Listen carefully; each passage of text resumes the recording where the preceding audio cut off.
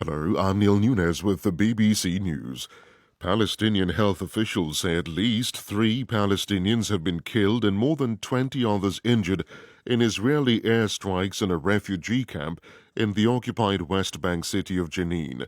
Palestinian security officials said Israel had launched a massive military operation in the area. Columns of Israeli army vehicles were seen entering the camp from multiple directions. Khalid Al-Ahmad is an ambulance driver and said the situation there was dire. What's going on in the refugee camp is real war. There were strikes from the sky targeting the camp. Every time we drive in around 5 to 7 ambulances and we come back full with injured people.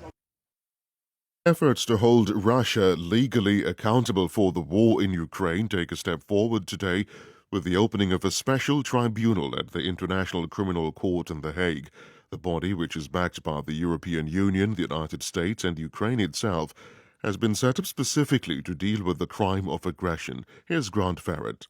Investigators in Ukraine have been gathering evidence to prove that Russia has committed war crimes since the full-scale invasion began in February last year. The ICC can't prosecute the crime of aggression, and the new centre in The Hague is designed to plug that gap. It'll coordinate the gathering of evidence, working alongside the ICC. The offence of aggression concerns those who plan and order the use of armed force against a sovereign country. In other words, it's aimed at political and military commanders, in this case President Putin and his generals. Thailand's King Vajiralongkorn will formally open the country's parliament this morning for a session that will try to create a new government after nearly a decade of military rule. Elections in May resulted in a new opposition party called Move Forward coming from nowhere to be the largest party. Rupert Wingfield-Hayes has this report.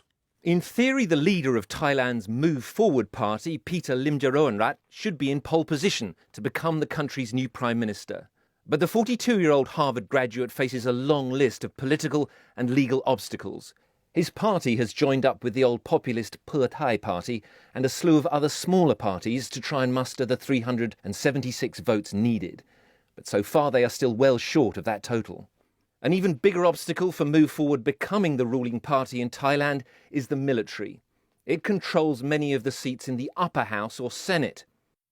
The French President Emmanuel Macron will meet heads of parliament later to discuss the unrest of the past 6 nights following the police killing of a teenager. 45,000 police officers were again deployed, but there was a marked reduction in incidents with around 80 people arrested. World News from the BBC. The head of the International Energy Agency has said he can't rule out governments having to help customers pay expensive energy bills again this winter. Dr. Fatih Birol told the BBC the price of gas could hit similar highs if the Chinese economy remained strong and Beijing bought a lot of liquefied natural gas from the market. Drought in Mexico is causing a severe shortage of chili peppers, which has in turn led to sriracha sauce being sold online for up to 25 times its normal price. Sriracha is made from the paste of red jalapenos.